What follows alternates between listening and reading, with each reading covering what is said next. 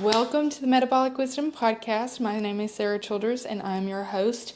And today I'm talking all about how women's bodies have become the battlegrounds of patriarchy, profits, and pseudoscience. We are talking all things history of toxic diet culture. I'm so excited because a lot of people think that diet culture started in the 1980s with the low-fat craze, but in reality, it goes back all the way to like Greco-Roman culture when societies and religions were getting together and fasting, and you had this idea of morale and spirituality around your body. And so I'm going to take you through a history lesson today on diet culture and also a little bit about how toxic diet culture has destroyed our metabolism, our confidence, and our outlook on our bodies as women, because I do believe that we are still in the dark ages of women's health, where we have not yet come to a full realization of what our bodies need, what they want, because there's so much information out there, and oftentimes we can experience analysis paralysis when it comes to diet or health, and it can be very overwhelming. So I think that knowing the history can actually help us to not let history repeat itself, but also to learn from history and to be able to look at diet culture with fresh eyes and to really see that it is a tale as old as time. Profits and patriarchy and pseudoscience has been around since the dawn of time, and there's really nothing new under the sun. So I think that this will help with a little bit of discernment around diet culture and also what it's done to us as women. So I guess we can go back and talk about fasting in antiquity. So in ancient Greece, people like Hippocrates and other philosophers really believed in fasting as a way to sharpen the mind, which it does scientifically. When we fast, our body goes into starvation mode sometimes,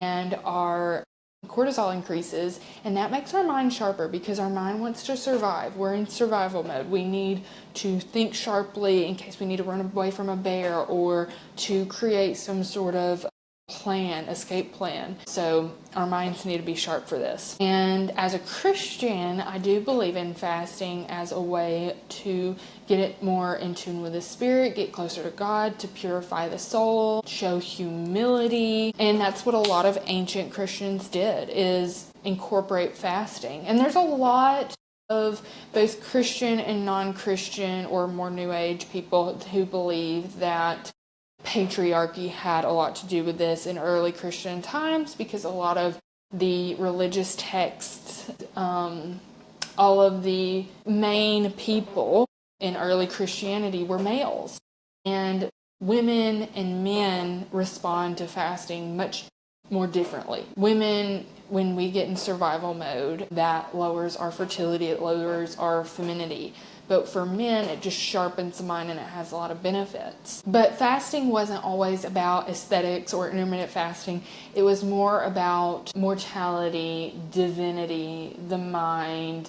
It was a vessel of discipline. But it does kind of set the stage for self-denial of food. And it really does set the stage for virtue and control.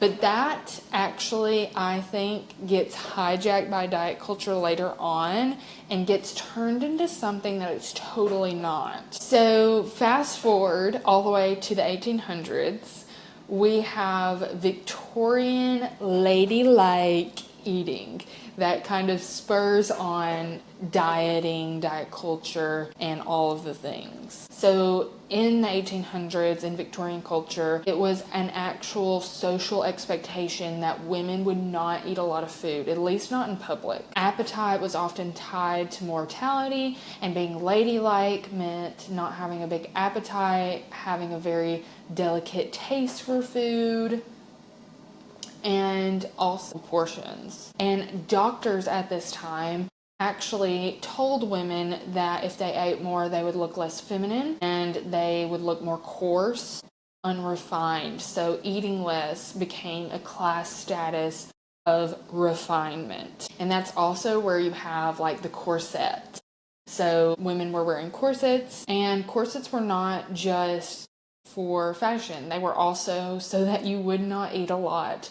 Corsets restricted you and made you smaller in both body and appetite, and that's one of the main things that they were used for in Victorian culture. And this era kind of set the stage for you eat less, you're more respected, you're more refined as a woman. And now we're in the earlier 1800s, the 1830s to the 1850s.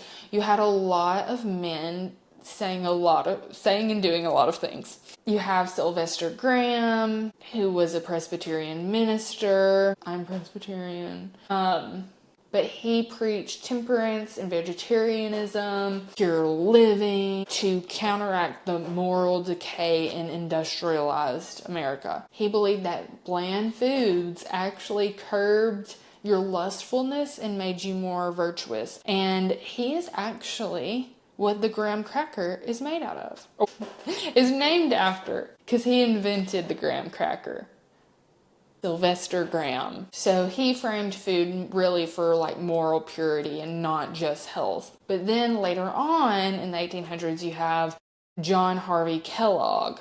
If that sounds familiar to you, it's probably because it is. He is the Kellogg guy. He also promoted vegetarianism and clean eating to promote health. But he also believed that this suppressed sexuality and helped you to be a better person, and he did really set the groundwork for food as health too. So this is kind of where you get good food versus bad food, and diet being tied to your worth, your self-worth as a person, and your self-control as a person. So a lot of this has ties to the moralization of food. Most of the people that set the stage early on for virtue or sin, good and bad food, it was rooted in Christianity. Gluttony is a sin. So you have just this huge theme of your appetite and your mortality go hand in hand. And I think that this is kind of like a direct ancestor of like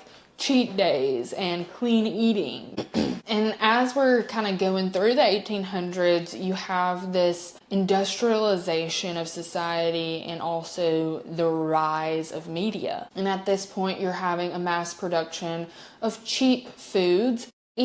At this time, it's early on that people are making these cheap, widespread foods. So you have the middle and the upper class actually kind of rebelling against that and having a health reform, so to speak. And they are kind of turning natural and simple eating as a badge of your class association or your superiority to society. And at this time, you're finally getting like not only newspapers, but magazines, and you're getting women's magazines that actually are starting to show what the ideal body looks like, because you have this middle and upper class kind of punch back to the mass production and industrialization of processed foods. And that is actually when, like in the late 1800s, early 1900s, is when you actually start to have the first like before and after diet photos in things like magazines to show like the superiority of this is what your figure should look like, and kind of giving women a baseline of what the beauty standard is. And what's really funny is that in this time, like the 1890s to the early 90s, you have a lot of ads for women and weight loss. There was even an ad I found about fat reducing soaps that promised to melt off fat from your body if you washed your body with this certain type of soap. It's crazy. But I thought that was interesting. But at this time, being overweight was being considered un-American, unclassy, lazy, undesirable, and that's what's being put in these magazines and in this mass media. You just have this big pressure of this new emerging mass food production, and also the people that don't want you to eat all that food. So we've gone through Greco-Roman culture, 1800s, early 1900s. Now we're in the 1920s and the 1930s. So you have flappers and cigarettes. Flappers and cigs. this is kind of like body type wise, this is when the boyish shape, so not really having curves, the drop waist silhouettes were really in style. But this is when women are getting a little bit more in their masculine era because the suffrage movement had gotten the vote in the 1920s, and women were entering into the workforce, and being modern was like really aesthetic at this point. And so the flapper ideal is like kind of going back to like that boyish figure.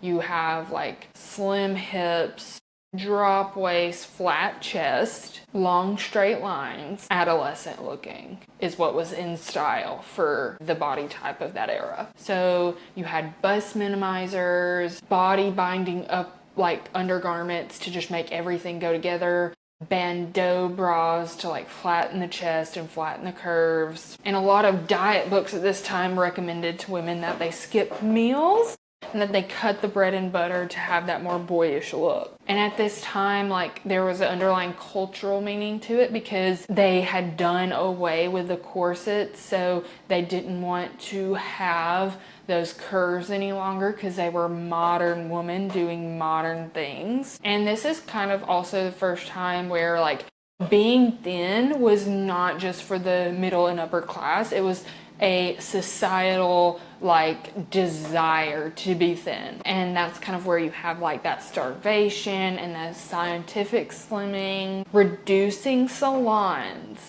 are actually a term, and they popped up in cities. So these were actual places that women went to that offered things like electrical massages, sweat boxes, and vibrating belts to shake off the fat. And does that not sound familiar? Like, we have places popping up, which I love sauna and stuff, but we have places with like sauna to shed the fat, and even like now we have those waist trainers to make you sweat more and vibration plates to help with lymphatic flow. And although there's more science behind it, it just doesn't sound all that different. So there were actual reducing salons that were made to make women skinnier. And that's when you kind of also have like the scientific approach to dieting come into play. That's when people started counting calories and stuff. And women would literally eat things like reducing pills that contained thyroid extract and laxatives to speed up the weight loss so that you would be using the bathroom all day so you'd never get bloated,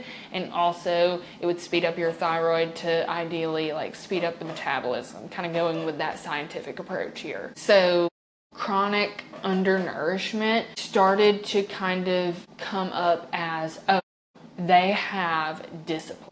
And it really set the stage for a lot of eating disorders to start because of the recommendations to skip meals, go to reducing salons, chronically take laxatives, which is actually eating a lot and then either taking laxatives or purging or whatnot, is heavily tied to binge eating disorder. And I should have done a disclaimer at the beginning of this episode, but this is now your disclaimer. If you have an eating disorder or get triggered by any of these things, please don't listen to this podcast. This is not for you. And I'm not done with the 1920s though.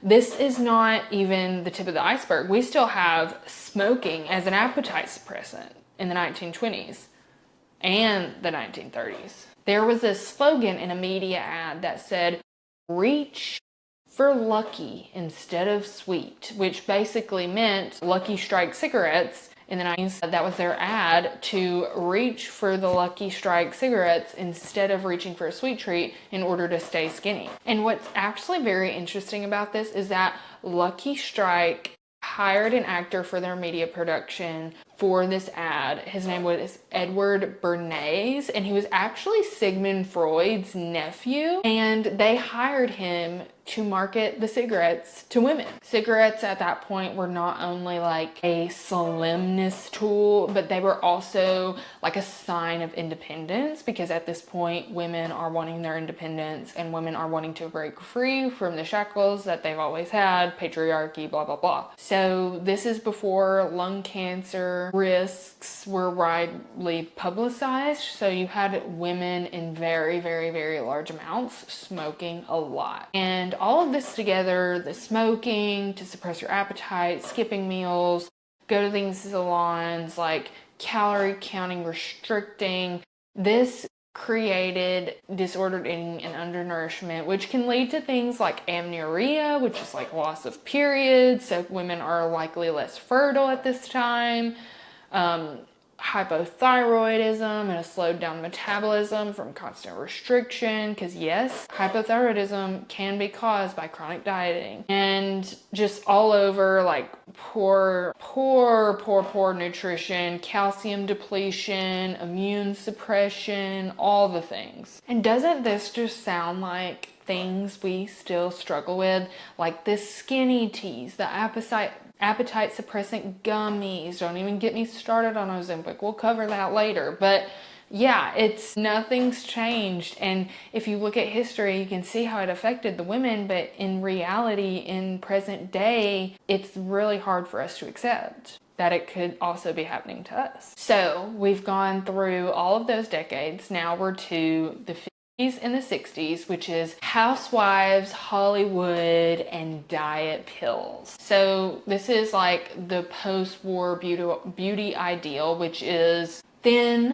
still, polished, but submissive. So you have like your housewife. We went through World War II, society kind of pressured women back in those more domestic roles, which I personally don't have a problem with. Rosie the Riveteer was retired, and we're thinking like slim waist, smooth curves, hair all in place, lipstick on at dinner, just not too many curves, just controlled, very controlled and polished. We've all seen a 1950s housewife and thought, oh yeah, the pearls, all the things. And the icons at this point were people like Grace Kelly, Dora Day, and later on in the UK you have Twiggy, which I'm like, okay, people always talk about like really skinny people and they're like, oh, you're a twig. I'm like, is it because of like the branch or is it because of Twiggy? So femininity at this point meant, again, discipline, thinness, now pleasantness to be around, because post-war you want to be a safe place to land. Weight loss was highly linked to like marriageability, keeping your husband happy, and also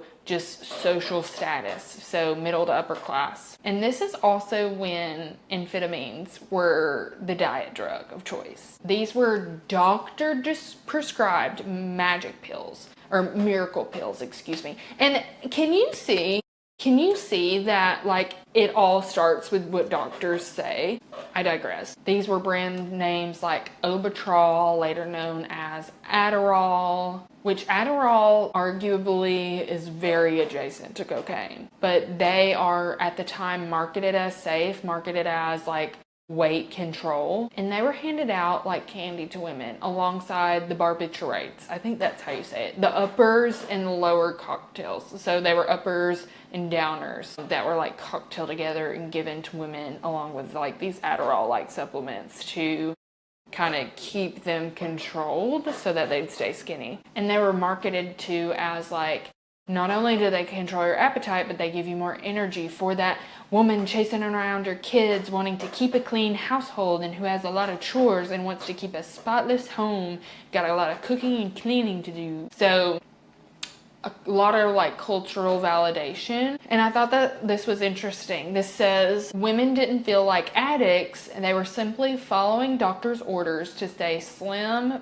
productive, and desirable. And I think that this is probably like the most influential on our present day like diet culture and outlook than almost anything else we've talked about so far is. But this is where like stimulating diets were normalized. Most diet plans at this point included a prescription to go along with it. But at this point, women are becoming chemically dependent without even realizing it. And this is where you have like an influx of thyroid suppression and also really stressed adrenals, because when you are having uppers and stimulants all the time, your adrenals are on overdrive, creating adrenaline, cortisol, and all of the hormones that you need in order to survive in survival mode. And not to mention all of these prescriptions, even now, showed to have a lot of influence on mood stability. Oftentimes, blood sugar and adrenal fatigue go along hand in hand. And again, we have the amenorrhea of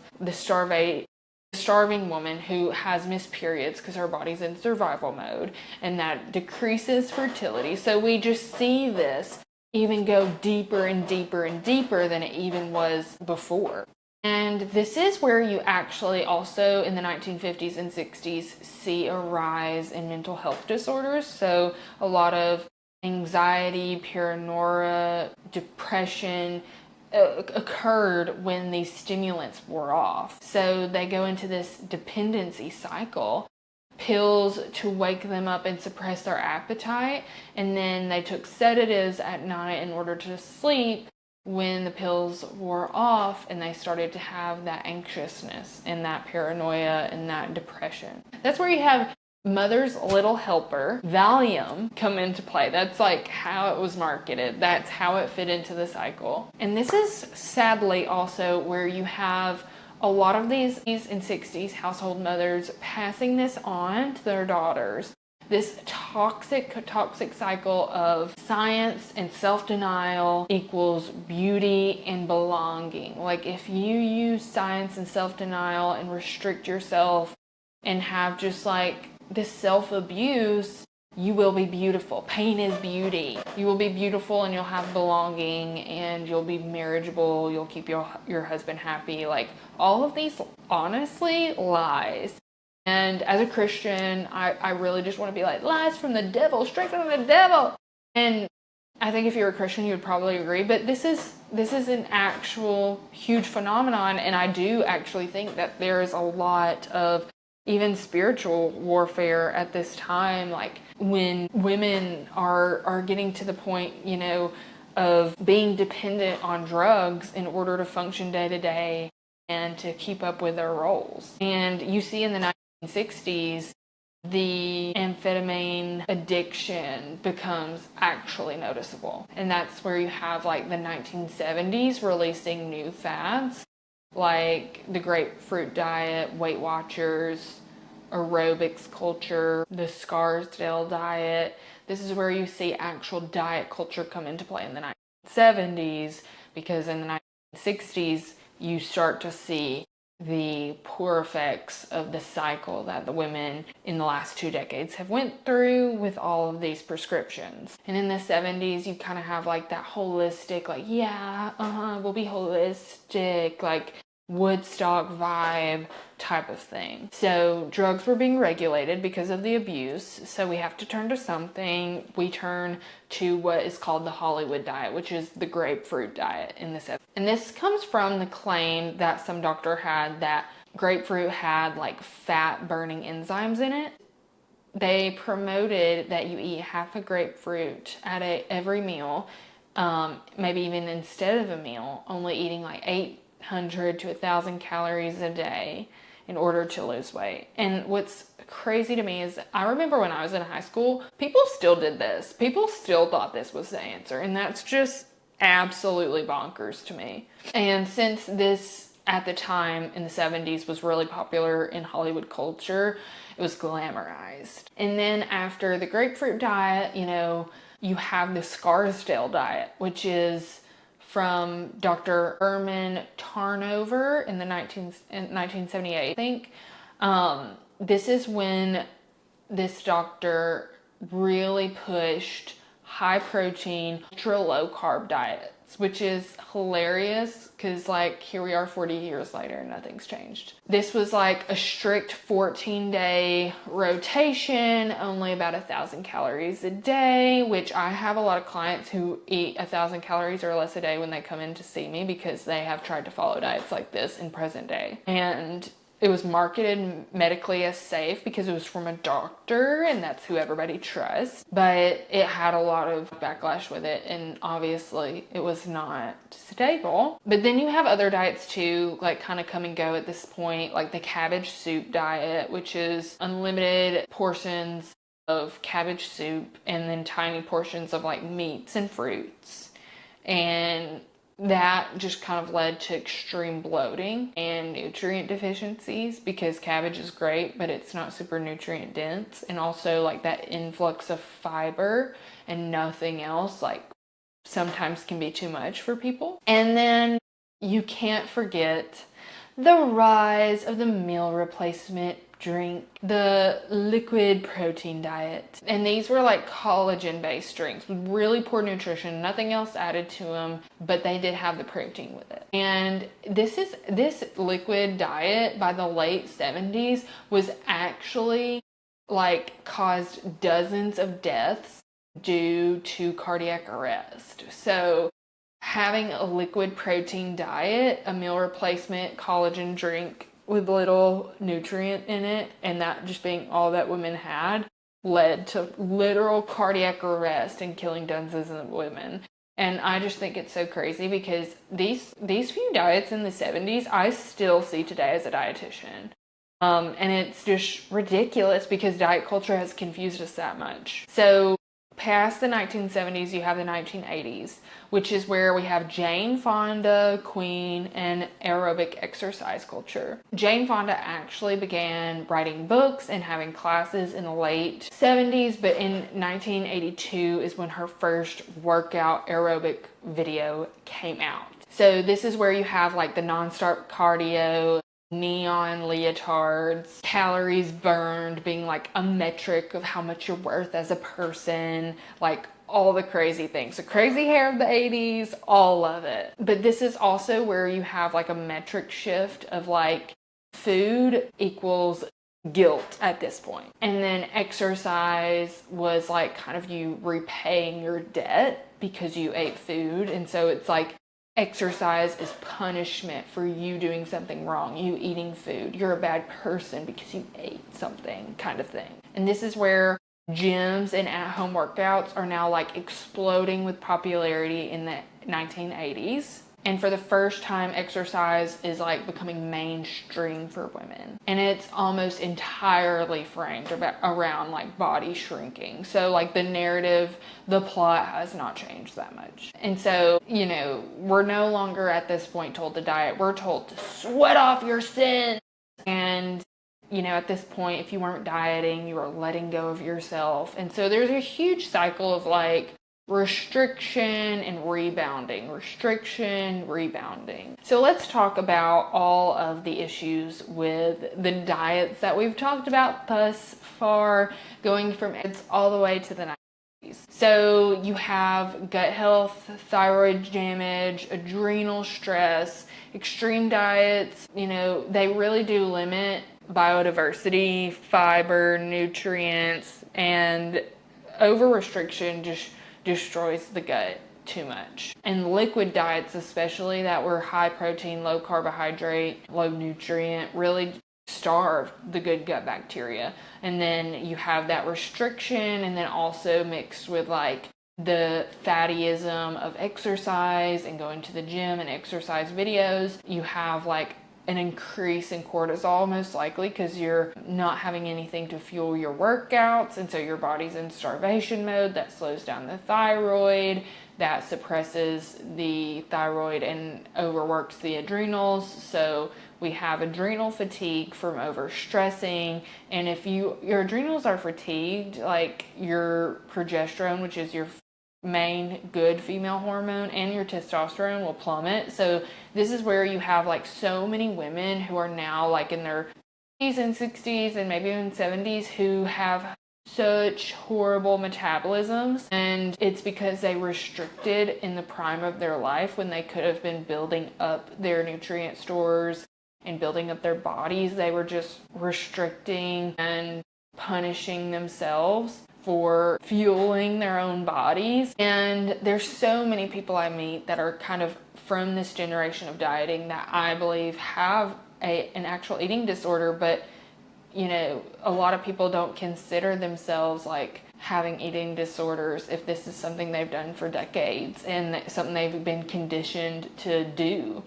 And I think now, more so expect someone young, like in their teens or early 20s, to have an eating disorder. And you never really suspect that the mother, grandmother, matriarch, what's supposed to be the woman of wisdom in a family, would have these really deep, corroded beliefs around body image and beauty. But it's definitely a thing. And you're actually pressed to find a woman who has made it through the 1980s and maybe the 1970s too, who doesn't have these corroded views of women's bodies and how you should nourish yourself and how you should treat your body and exercise for punishment and that transactional look on women's health. Because in the 1970s, you have not only the food part of it, but you have the exercise part of it now. So exercise always increases weight loss. So at this point in the 1970s and 80s, you see this obsession with really fast, short-term weight loss that's very unsustainable and very unnatural and very just unhealthy for the body. And that has all set the stage for the 1980s, the low-fat revolution that not only spread through diet culture, but even through big food, where now that's why we have so many low-fat options in the grocery store.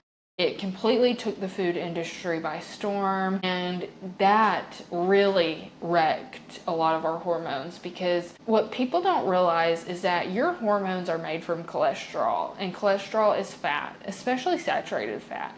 And so when you restrict fat and when you restrict the very thing your body needs in order to make hormones, guess what? You're not going to make hormones because you don't have the materials, the raw materials to make the hormones. So that's where we see just this huge disconnect of what nourishes us versus what doesn't. And even still, we still see, like, as dietitians, as nutritionists and health professionals, we still see so many people demonizing fats and doing low fat this, low fat that. You still see it in like bodybuilding culture and just weight loss culture in general, because fat has calories, and God forbid we give our body calories that it needs. So it's really interesting. And the thing about all of this is that all of these fad diets and all of these crazy restrictive diets actually destroy the metabolism. It actually destroys the one thing you want to be good, which is your metabolism, the amount or the rate in which you burn fuel, burn calories at rest, or in general throughout your day. And so that is why you see, I think